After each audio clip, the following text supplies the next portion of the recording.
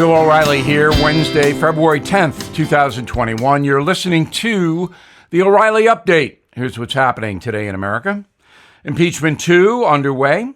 Americans struggling to find the virus vaccine. The U.S. goes a full year without a single combat death in Afghanistan. Portland, Oregon ranks worst city in the country for car theft. This year's Super Bowl, the least watched in many years. Also ahead, how impeachment hurts every single American. But first, Democrat impeachment managers presenting evidence that Donald Trump knowingly provoked an insurrection against the U.S. Capitol and Congress. Each side will have 16 hours to present their cases before the Senate votes to convict or acquit the former president. The vote could come next Monday. The USA has already vaccinated about 45 million people since the vax became available earlier this year. More Americans have now received it, at least one dose, than have tested positive for the virus. States leading the way for COVID vax include California, Texas, Florida, and New York, the most populated places. This week marks the first year the military did not report a combat death of an American soldier in the Afghan war. The conflict, as you may know, began 20 years ago to dismantle global terror networks after 9/11. The mission now, the longest war in U.S. history, and has claimed the lives of 2,312 American service people. A new study from the U.S. insurance industry, ranking the worst cities in the country for stolen vehicles, top of the list, Portland, Oregon. Other dangerous destinations for motorists include Seattle, L.A., San Francisco, San Jose.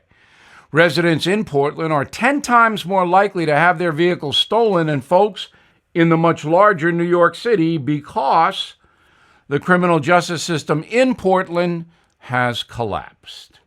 Figures released yesterday by CBS Sports say the Super Bowl had a total audience of about 96 million viewers, making the game the least watched championship match in recent NFL history. Viewership for every major sport down double digits since COVID hit, and that is no accident.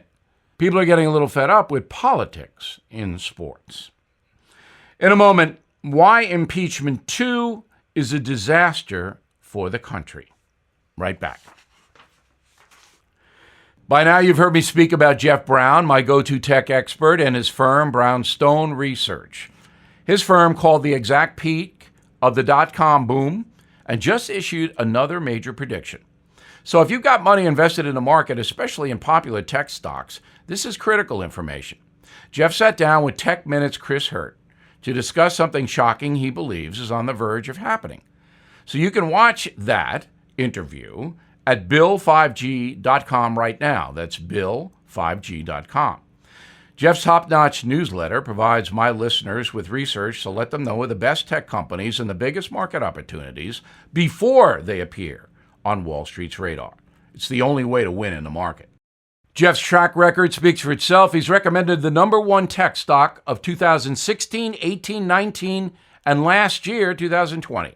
His subscribers have seen gains such as 432% and more, sometimes in mere days.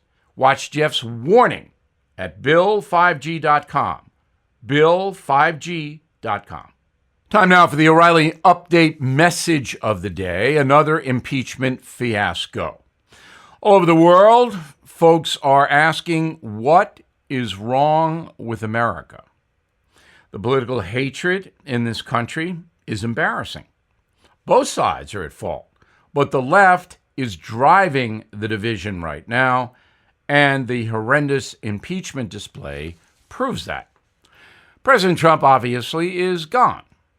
The FBI says the Capitol invasion was planned far in advance. So how could Mr. Trump be the source of the so-called insurrection? How could he have directly incited something that was planned months in advance? Yes, Mr. Trump thought the election was stolen from him with fraud. But that's not a crime thinking that. He could be wrong, but it's not a crime. Yes, Mr. Trump was undisciplined in his assessment of the vote. Again, that is not a crime. The real crime in impeachment 2, impeachment 1, and for the last 5 years in this country is hatred. That is the real crime. Now, there are many reasons people on the left and on the right hate their opponents, but none of them are valid. If someone runs for president and wins, then that person is the leader of the country. Resistance? Come on. We saw day after day after day, ever since President Trump was elected, attacks on him, most of which were invalid, were ginned up, were not true. And now, when Joe Biden's president, we have right-wing resistance to him because many Americans believe that Donald Trump won the election, and President Trump encouraged that belief.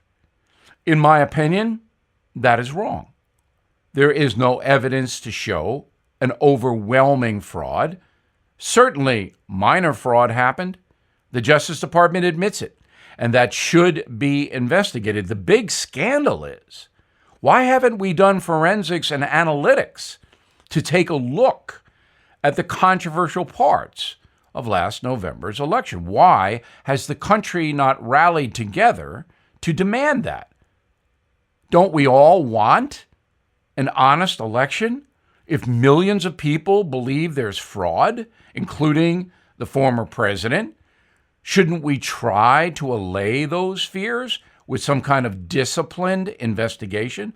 Of course we should. But the partisans don't want that. They want to hate. They like it. And finally, the corporate media has made billions of dollars hating. You know it. You see it if you turn on any of the news. I'm saying network news and cable news, all participating in rank hatred to attract viewers. And the New York Times, Washington Post, other papers to attract readers.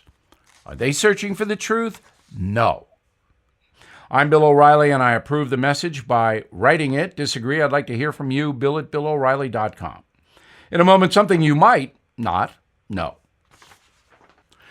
Attention savvy investors, Bill O'Reilly here.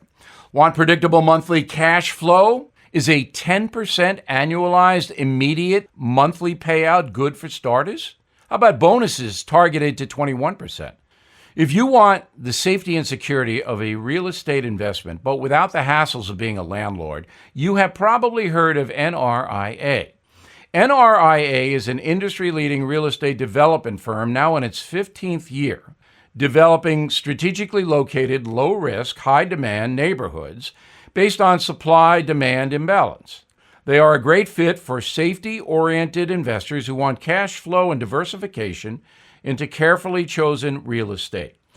Learn more about NRIA Real Estate Development Fund at nria.net, or please call 800-800-1414. That's 800-800-1414. An offer of securities is only made by the NRIA Private Placement Memorandum. Read it first. Past performance does not guarantee future results. NRIA is a real estate development firm. Learn more at nria.net. Now the O'Reilly Update continues with something you might not know. A growing number of Americans are working well into their senior years, staying in the workforce for money or even boredom. They want to have something to do. Believe it or not, the same is true for Hollywood. Once an industry exclusively devoted to the young and beautiful, more and more actors are snagging major roles in their 90s. Here are some examples. Actress Betty White, still working at 99. Best known for her roles on sitcoms The Mary Tyler Moore Show and The Golden Girls, Ms. White has won a bunch of Emmys, her first back in 1951, and the most recent in 2014, a span of 63 years. Next, funny man Mel Brooks, the comedian, turns 95 years old this year. Mel's hit movies include The Producers, Blazing Saddles, Young Frankenstein. Mel Brooks has 3 films scheduled for release this year. That's incredible. Dick Van Dyke, still making the rounds in Hollywood at age 95. Dick's latest project was an appearance in the 2018 hit Mary Poppins Returns. Mr. Van Dyke became a global star for his performance as Bert in the original Disney film Mary Poppins back in 1964. Gene Hackman turns 91 this year. Mr. Hackman retired from acting about 15 years ago, telling Reuters, quote, "I miss the actual acting part of it, as it's what I did for almost 60 years. And I really love that. But the business for me is very stressful." However, Gene Hackman continues to write books at age 91. Finally, Clint Eastwood, a true phenomenon. The legendary star turns 91 in May. Mr. Eastwood has no plans on retiring. His films have earned him 5 Academy Awards, including Best Director for the 1993 Western Unforgiven. His latest picture, Cry Macho, which will be released this year. For Eastwood, Cry Macho could be an autobiography, right? Clint Eastwood, working hard at age 91. Hear that, Tom Brady? Back after this. How bad is your back, knee, or neck pain? Mine was pretty bad. I played 4 sports when I was younger, and it's catching up with me now. I tried a lot of stuff to manage the pain. Ointments, pain relievers, fish oil, nothing worked. So a doctor friend of mine recommended Omega XL, and here's why. The underlying cause of painful, achy joints and muscles is inflammation. The key to knock down inflammation before it causes damage is backed by 35 years of research, and that's what Omega XL does. The doctor also says, quote, "I can't write any prescription that comes close to what Omega XL accomplishes." She was right. So if you're suffering with painful, achy joints and muscles, stop wasting money and switch to Omega XL. Order Omega XL now and get a second bottle free. Visit OmegaXL.com/Bill, OmegaXL.com/Bill, or you can call 800-844-4888, 800-844-4888. Thank you for listening to the O'Reilly Update. I am Bill O'Reilly. No spin, just facts, and always looking out for you.